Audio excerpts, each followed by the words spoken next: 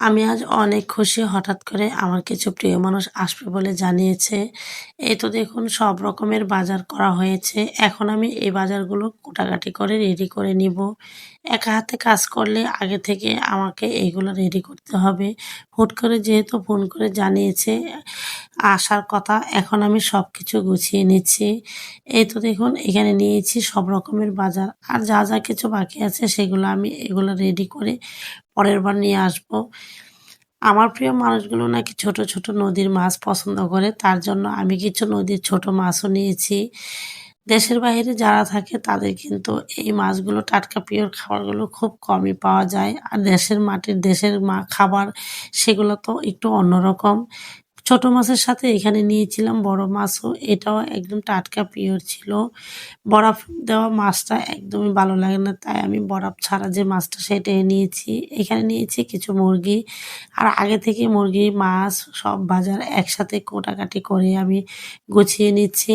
যেহেতু আমি একা হাতে কাজ করি সবকিছু একসাথে গুছিয়ে না নিলে কাজ করাটা আমার জন্য একটু কষ্টদায়ক হয়ে যাবে।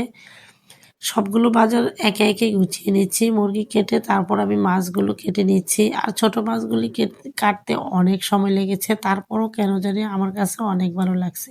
এই তো আমি সবগুলো বাজার কোটাকাটি করে রেডি করে নিয়েছি একসাথে।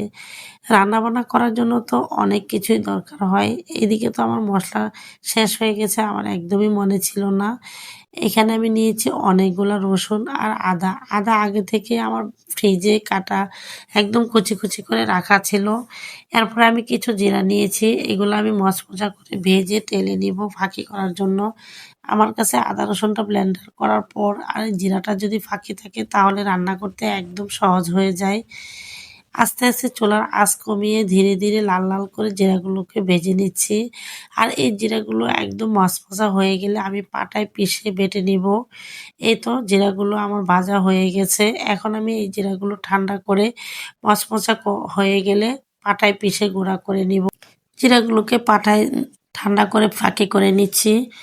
আর অন্যদিকে আমার আদা রসুন যেগুলো শেষ হয়ে গেছে এগুলো ব্লেন্ডার করে রেখে দিব।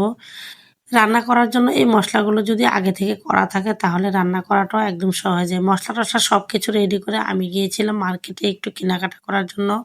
টুকিটাকি অনেক কিছুই কেনাকাটা করে নিয়ে আসলাম। তারপর আমি সবকিছু গুছিয়ে রাতের বেলা কিছু পিঠা বানানোর জন্য পিঠার কায়ও করে রাখবো। এই তো যেহেতু আমার প্রিয় মানুষগুলো এত বছর পর আমার বাসায় আসছে যে মন চায় যে সবকিছু করে খাওয়াই। সময়ের অভাবে এত কিছু করা যায় না। তো আজকের ভিডিওটি এখানে শেষ করছি। দেখা হচ্ছে পরবর্তী ভিডিওতে। আল্লাহ হাফেজ।